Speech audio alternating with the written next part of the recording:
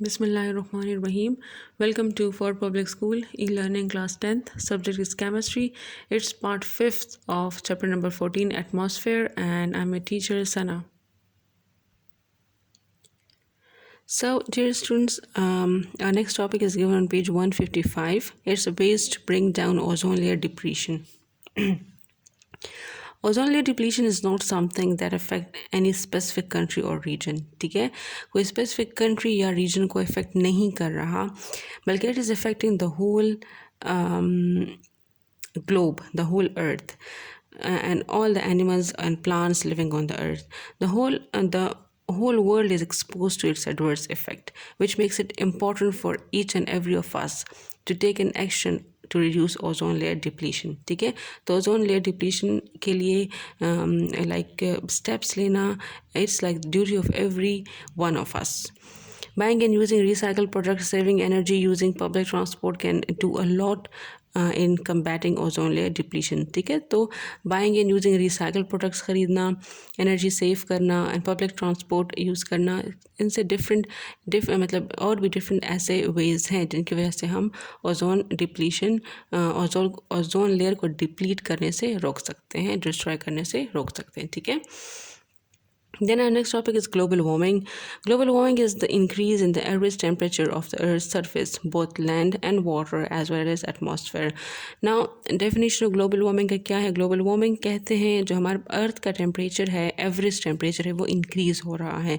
अर्थ means के land का भी, वाटर का भी और एटमॉस्फेयर का भी. ठीक है, हर साल जो है हमारा जो अर्थ का टेम्परेचर वो इंक्रीज़ हो रहा है, और ये जो है ये ग्लोबल वार्मिंग जो है ये मेनली ओजोन डिप्लीशन की वजह से ही हो रहा है. और इसके अलावा और भी काफ़ी कॉजेज़ हैं. ठीक है, ग्लोबल वार्मिंग कॉजेज़ यहाँ पे आप हेडिंग दे सकते हैं. Causes: global warming is caused by increasing the concentration of greenhouse gases which are mostly produced by the human activities such as deforestation and burning of fossil fuel. तो deforestation करने से, trees वगैरह cut down करने से, fossil fuel burn करने से, इनकी human activities की वजह से जो ग्रीन हाउस गैसेज हैं उनकी कॉन्सेंट्रेशन ज़्यादा हो रही है, और अल्टीमेटली उनकी वजह से ग्लोबल वार्मिंग जो है वो हो रहा है. Green house gases include carbon dioxide, methane, nitrogen dioxide and O3. ये हमारे पास ग्रीन हाउस गैसेस हैं. These gases act like green house around the earth. ठीक है, तो अराउंड द अर्थ ये जो गैस है ये बिल्कुल ग्रीन हाउस की तरह प्रेजेंट हैं. This gases allow the visible ultraviolet rays from the sun to enter into the atmosphere. तो अर्थ की जो अल्ट्रा वायलेट जो डिफरेंट रेज हैं, ये जो डिफरेंट गैसेस है ये अलाउ करती हैं कि अर्थ तक पहुंच सके. But they do not allow the heat to escape back into the space. लेकिन जो वापस जो हीट जो है वो रिफ्लेक्ट होगी उसको बाहर जाने से रोकते हैं ये वाले gases. So this entrapped heat cause global warming. तो जो गैसेस बाहर नहीं जा सकती वापस, जो हीट वापस नहीं जा सकती बाहर, इस ट्रैप्ड हीट की वजह से जो अर्थ का टेम्परेचर है वो हमारे पास ज़्यादा हो रहा है. The green house effect is naturally occurring process. हमारे पास नेचुरली अकरिंग प्रोसेस है. Without the green house effect life on the earth could not probably not possible. अगर ग्रीन हाउस इफेक्ट ना होता तो हमारे अर्थ पे लाइफ पॉसिबल ही ना होती. As average temperature of the earth would be -18, क्योंकि जो अर्थ का टेम्परेचर है वो -18 होता rather than the present 15 degree C. तो 15 डिग्री सी पर लाइफ पॉसिबल है अर्थ पर. ये हमारे पास इन गैसेस की वजह से ही है. लेकिन जब ये एक्सेस में हो जाती है और ये हीट को वापस जाने से रोकता है, सो फिर हमारे अर्थ का टेम्परेचर और ज़्यादा नॉर्मल से ज़्यादा हीट अप हो रहा है, and this is not good for the earth. The natural greenhouse effect maintains the earth temperature at its safe level, making it possible for the humans and many other life forms to exist. ठीक है, तो life जो अर्थ पर possible है वो इस normal temperature की वजह से ही है.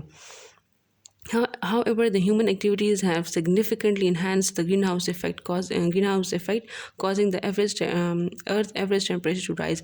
लेकिन human activities की वजह से जो हमारा जो अर्थ का टेम्परेचर है वो बहुत ज़्यादा वो राइज हो रहा है, टेम्परेचर बहुत ज़्यादा इंक्रीज़ हो रहा है. This is the cause of global warming, और ये ग्लोबल वार्मिंग का एक कॉज है. Research has shown that average temperature has increase over the last few decades. ठीक है, और रिसर्च शो कर रहे हैं कि लास्ट फ्यू डेकेड्स से अर्थ का टेम्परेचर जो है वो बहुत ज़्यादा इंक्रीज़ हो रहा है. Global warming is affecting many places around the world, like it's affecting the whole world. It's accelerating and melting of ice sheets. तो आइस वगैरह ग्लेशियर्स है वो मेल्ट हो रही हैं, आइस ऑन हिल्स वो मेल्ट हो रहा है, ग्लेशियर्स वगैरह, और इसकी वजह से हमारे पास जो सी लेवल है वो राइज हो रहा है. These changes have direct effect on both nature as well as humans. तो इन चेंजेस का ह्यूमन बींग्स पर भी असर है और नेचर पर भी असर है. Thus global warming is adversely affecting the climate. तो ग्लोबल वार्मिंग की वजह से हमारा क्लाइमेट जो है उस पर असर हो रहा है, सी लेवल पे असर हो रहा है, ओजोन लेयर पे, क्रॉप यील्ड पे, प्रेसिपिटेशन पे, रेन एंड स्नोफॉल पे, और हेल्थ, ह्यूमन हेल्थ पर भी. Effect of global warming. Global warming is damaging the earth climate as well as physical environment. Global warming is harming the environment in several ways. ठीक है, desertification, increased melting and snow and ice, sea level जो है वो rise हो रहा है, stronger hurricanes and cyclones. First one is desertification. Increase in temperature, जो earth का टेम्परेचर वो इंक्रीज़ हो रहा है around the world. Changes the water cycle. Water cycle change हो रहा है. रेनफॉल जो पैटर्न है, बारिश होने का जो पैटर्न है वो डिस्ट्रॉय हो रहा है, और इसकी वजह से हमारे पास जो डेजर्टिफिकेशन है, सहरा है वो ऑफ सर्टन एरिया, ठीक है, और इसकी वजह से हमारे काफ़ी ज़्यादा प्लांट्स वगैरह ख़राब हो जाते हैं, और जो एरिया है इट टर्न्स इनटू डेजर्ट्स. ठीक है, फिर increase melting of snow and ice. Snow and ice are melting at faster pace. ठीक है, पेस मीन्स स्पीड. तो वो जो जल्दी जल्दी मेल्ट हो रहे हैं due to rise in temperature की वजह से. टेम्परेचर बढ़ रहा है तो स्नो एंड आइस मेल्ट हो रहा है, और उसकी वजह से million square miles of sea ice has misplaced in the recent few years. काफ़ी ज़्यादा जो है वो स्नो वगैरह मेल्ट हो रहा है, और इसकी वजह से सी लेवल जो है वो राइज हो रहा है. Increase in the average temperature causes oceans water to expand on one hand, then accelerates the melting of ice and glaciers on the other hand, and thus हमारे पास सी लेवल जो है, पानी जो है वो ज़्यादा हो रहा है. ऑफ कोर्स जो सी वगैरह मेल्ट हो जाते हैं, आइस मेल्ट हो जाता है, तो वो सी लेवल पानी में चेंज हो जाता है और हमारे पास सी लेवल राइज हो जाता है. Global warming also increase the frequency of strong cyclones वगैरह. ठीक है, उनकी फ्रीक्वेंसी इंक्रीज़ हो जाती है साइक्लोन्स की. Increase in temperature above the sea surface result in the increase of frequency of storms, और उसकी वजह से हमारे जो स्ट्रॉम वगैरह की फ्रीक्वेंसी है वो भी बहुत ज़्यादा हो रही है. ठीक है, बढ़ रही है.